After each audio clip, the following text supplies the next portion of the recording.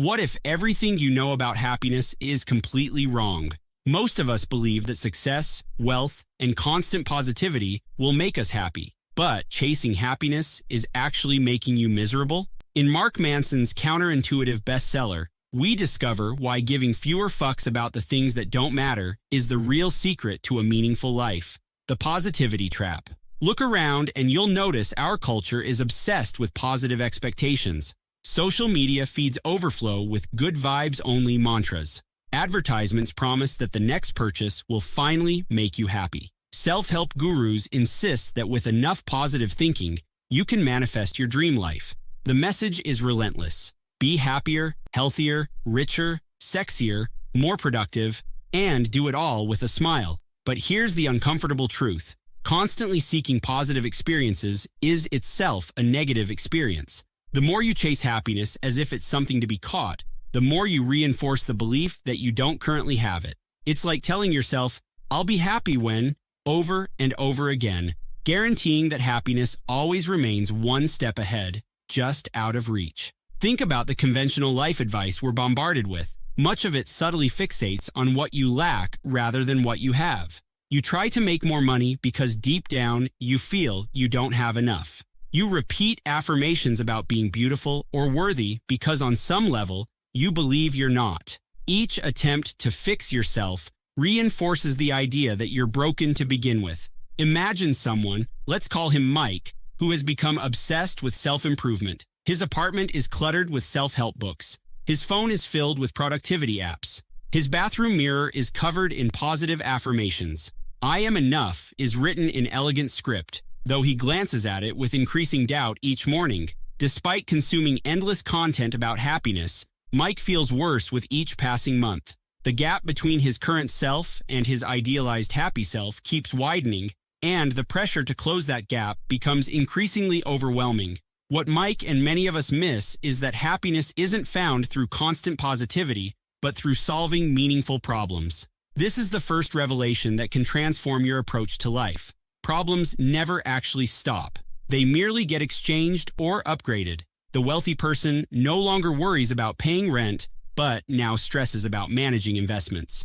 The newly promoted employee escapes one set of challenges only to encounter more complex ones. Happiness, then, is not the absence of problems, but the process of solving problems you enjoy having. The musician doesn't mind spending hours practicing because they value the challenge. The parent doesn't view late nights with a newborn as suffering, but as part of a meaningful journey. What if instead of trying to eliminate all problems, we focused on finding better problems, ones aligned with what truly matters to us? This requires questioning everything society has taught us about happiness and success. What if contentment isn't found in reaching some idealized state, but in engaging with life as it unfolds? What if our obsession with positivity is actually making us more miserable by keeping us focused on everything we perceive ourselves to be lacking? The uncomfortable truth is that chasing happiness actually makes you miserable because it reinforces what you lack rather than appreciating what you have. Every time you pursue happiness as if it's something external to be attained, you're telling yourself, I don't have enough now. This creates a perpetual cycle of dissatisfaction that no amount of positive thinking can overcome. The power of pain. That cycle of perpetual dissatisfaction we experience isn't just an unfortunate side effect of modern life. It might actually be hardwired into our biology for a profound reason. Think about the people you most admire. Are they those who've lived comfortable, problem-free lives? Or are they individuals who've faced significant challenges and emerged stronger on the other side? From childhood, we're programmed to avoid pain at all costs. We're bombarded with messages that suffering is an obstacle to overcome on our path to happiness. But what if this fundamental assumption is completely backward? What if pain isn't just something to endure, but a biological tool specifically designed to inspire transformation? Our bodies and minds evolved with discomfort as a primary motivator. That persistent feeling of dissatisfaction, the nagging sense that something needs to change, has kept our species alive and evolving for millennia. Prehistoric humans who became too comfortable likely didn't survive long. Those who remained vigilant, slightly anxious, and ready to adapt were the ones who passed down their genes. This explains the phenomenon researchers call post-traumatic growth, where people don't just recover from difficult experiences, but actually develop new strengths because of them. Think of anyone who's accomplished something remarkable, and you'll almost always find a story of overcoming significant adversity behind their success. Mike, who previously sought happiness through positive thinking, begins to understand this principle. Instead of avoiding challenges, he starts viewing them as opportunities. He visualizes himself setting down heavy suitcases labeled avoidance and denial, feeling lighter with each release. The weight he'd been carrying wasn't the problems themselves, but his resistance to facing them. Here's where Manson delivers his second profound insight. Who you are is defined by what you're willing to struggle for, not by what you desire or dream about, but by the pain you're willing to endure. This completely flips our understanding of identity formation. Consider the person who wants to get in shape. Millions desire the end result, a fit, healthy body, but only those who find meaning in the process of working out will succeed. The same applies to building a career, mastering a skill, or nurturing relationships. It's not about having enough willpower, it's about choosing struggles that align with your values. The person who enjoys the burn in their muscles during a workout is the one who gets fit. The entrepreneur who finds fulfillment in solving business problems is the one who succeeds. As Manson puts it, the solution to one problem is merely the creation of the next one. And that's not bad news. It's actually how progress works. Our culture sells us a dangerous myth that somewhere out there exists a pain-free, problem-free life. This imaginary state of perfection keeps us feeling perpetually inadequate. We compare our messy reality to an impossible ideal and wonder why we're so unhappy. What if, instead of asking, "How can I get rid of my problems?" you asked, "Which problems do I actually enjoy solving?" This shift in perspective doesn't eliminate difficulty, it transforms your relationship with it. The gym enthusiast doesn't eliminate physical discomfort, they reframe it as growth. The dedicated professional doesn't work fewer hours, they find meaning in the challenge. The freedom of caring that little bit less. In a world that demands we care about everything from our appearance to our career trajectory, we've developed an epidemic of emotional exhaustion. What if the secret to confidence isn't about caring more deeply about the right things, but about dramatically reducing how many things you allow to matter in the first place? Most of us walk around with an invisible backpack filled with concerns that shouldn't even register on our emotional radar. Think about your typical day.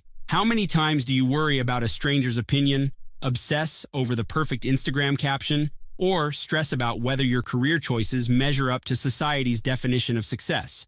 Each of these worries adds weight to your psychological burden. Barry Schwartz's research on the paradox of choice reveals something counterintuitive.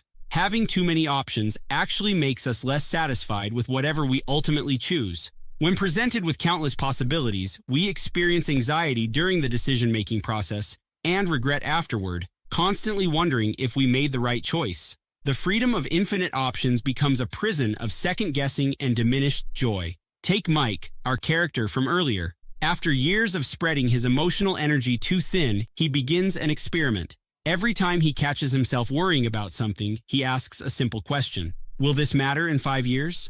For each no, he visualizes setting down a heavy stone. His colleague's snippy email, drop. The fact that his Instagram post only got 12 likes, drop.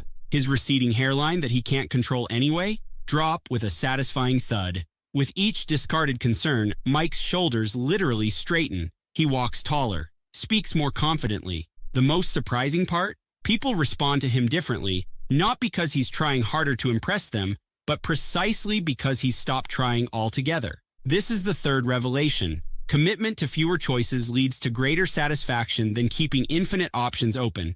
It's a principle we see naturally emerge as people age and mature. The wisdom of your grandparents wasn't just about experience. It was about their willingness to care deeply about fewer things. They learned through decades of living that selective caring isn't a limitation, it's liberation. The subtle art of not giving a fuck isn't about being indifferent or apathetic. It's about being comfortable with being different and choosing what truly matters to you. When you stop caring about what everyone else thinks you should care about, you create space to invest deeply in the few things that align with your authentic values. Setting boundaries around what deserves your emotional energy isn't selfish, it's necessary. Your capacity to care is finite, and when you squander it on superficial concerns, you have less available for the relationships and pursuits that bring genuine fulfillment. The acceptance of your limitations becomes paradoxically empowering. What's most surprising is how many of our insecurities are actually symptoms of caring too much about things that don't align with our true values. When you stop giving a fuck about impressing others, keeping up with trends, or meeting arbitrary societal benchmarks, those insecurities begin to dissolve on their own. They were never about your inadequacy. They were about your misplaced attention. If you enjoyed this summary, please subscribe to our channel.